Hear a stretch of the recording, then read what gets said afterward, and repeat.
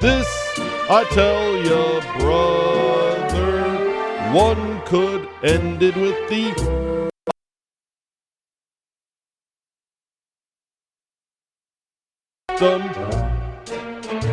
Welcome to Love 'Em or List 'Em. Do this every single Thursday at this time. It's Kyle, Brian, and Sarah. You know, we've all been in those weird dating situations where we go to our friends and family, ask for some advice. On Thursdays, we have all of your advice with one of our own.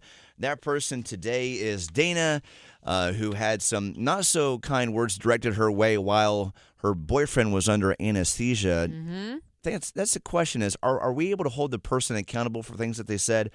We got Dana with us right now. So, Dana, please, explain the situation. What happened recently with your boyfriend that you've dated about 4 months? Really weird. He recently had surgery, but when he woke up, he was just saying some really rude things about me and my family, and he's never spoken out loud ever in the 4 months we've dated each other about this stuff. So. What did he say, Dana? Okay, so one thing he told me was I should lose about 20 pounds. Oh, no, girl. So that was harsh. And then he added I should have a better job by my age. And he said my family are country bumpkins. Oh, that is savage. Well, are that they? Is savage. That was harsh. And he's never shown this side of himself when he's normal, like this. He doesn't even have that type of personality, or does he? And he just hasn't said it to you. Oh my gosh, he has there have been no indications in the last 4 months we dated that he felt any of these things. So these comments to me, I was really hurt by them. I bet. But then I'm he wasn't his normal self. So, and the weird thing is too, even though he's saying these very not nice things, the way he was saying it was super polite. So that makes it even more harsh. And then it's hard because he was going in and out of saying mean things to being completely normal. And then he was falling asleep sometimes. I don't know. Anesthetic is just a weird drug. That's odd. It is odd. Brian, instant reaction. Do you hold this guy accountable for things he said while under anesthesia? I don't know. He called her family country bumpkins, man. No, I mean, I'm with Sarah on the. Sarah said, drunk words or sober thoughts. Yes. Is that the same with anesthesia? Said. I wish I'd thought of that way back when. Oh, yeah. That's anyway, is it the same for anesthesia? Because we've all seen videos where people say some ridiculous stuff. That's true. They think their nurse is gorgeous and they want to marry him and I love you. And we all go, ah, ha, ha, ha. They're just so silly. Well, and they also are I have a mom? Oh, yeah. I have a mom. So can we hold it against him? I mean, these are all bad things that he said. Yes. And so I get why maybe you'd be paranoid and think maybe these are his sober thoughts. So can we hold that against him? I don't know. I have my thought is have you talked to him since the surgery? Have you guys discussed what he said? We had a chat about it. It was mortified, just sick to his stomach that he had said those things. He was really I do not feel that way. So I don't know. I just don't know if we should continue talking about it or move on. I just don't know if I should love it or list it. Let it go and blame the anesthesia. This is my worst nightmare. What if that happened to you? I'm terrified of what I say in my sleep or anesthesia. It's not you at the time. And what if it were her and she was saying those things and she doesn't feel that way at all? And then her boyfriend just broke up with her, right after surgery. Right. Can you compare it to dreams? You don't really control what you're dreaming about. So if you wake up and you say, hey, I had this dream that I cheated on you. Right. Would your spouse say, well, I'm breaking up with you because clearly you're having these thoughts? Well, and people say it's these subconscious coming through. But your subconscious also works stuff out in your dreams. Exactly. Absolutely. I totally agree with that. I mean, you could be dreaming about whales or sharks or what have you, and that has nothing to do with anything. And he seems sincere. I wouldn't hold it against him. I'd let it go. I'm with you. Yep, Aaron, me too. Thank you for calling. Have a lovely Thursday, and thanks for listening. It means a lot to us.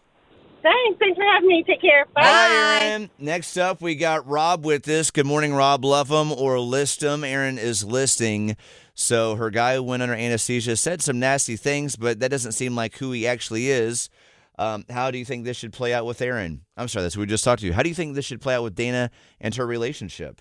I don't think you can take it into consideration for either loving or listening. Yes, obviously, certain thoughts that they haven't shared under normal circumstances, but with anesthesia specifically, you are very open to suggestion. Many people waking up from anesthesia or going under talk about things that are just repeating other things that they heard.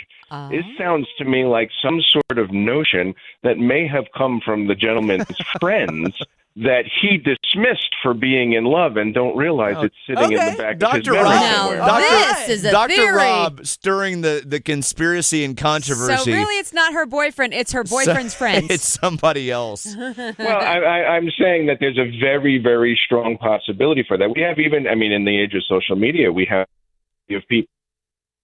Oh, you're breaking up. It's not. But it makes a coming out good of point. anesthesia, and we see examples of that all the time. So you make a really good point. We don't know where the basis of these thoughts came from. So to list him just based on speculation, that to me doesn't seem like a good thing. Yeah, I'm with you, Brian. Rob, thank you for calling. And if you're still listening, we apologize. We got a new phone system not too long ago. And I think your call dropped because of that. But we appreciate the very sound advice, but also saying that maybe somebody else said it, and now he's saying it back to her. I think that it feeds into the idea of the subconscious working stuff out, because that's what happens in your dreams. How many times have you seen an Arby's during the day, and then you dream that you're at an Arby's, and you're like running it, and you've got 35 customers? What a great dream. What a great dream you just set up for us, Sarah. Those 35 customers can wait. I'm over there shoving mozzarella sticks into my that mouth. Curly marinara. fries all day long. Oh, yeah. 4 minutes out. What is Dana going to do? That final decision in 4 minutes on Mix. Wow. Thanks for all those calls. That was really helpful. I honestly, I think I'm just going to keep loving him. All right. I think that makes the most Yeah, sense. you He know, was heavily drugged. And he was so mortified when I asked him, and I just feel like he truly doesn't feel those things. Good. I think he has a lot of remorse, and wasn't acting like, oh, he got caught in his true feelings here. He really was just saying stuff, and he's a great guy. So we're in the early months here, so I'm going to keep it going. All right. I love this for you guys. Me too. Go on, go forth, and never speak of this story to your parents ever. There you go. Exactly. Thanks for your help. You're welcome. Good luck. But I still can't get over that he said country bumpkins to you while he was under anesthesia. I've not heard that one in a long time.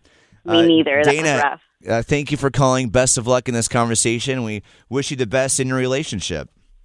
Thank you so much.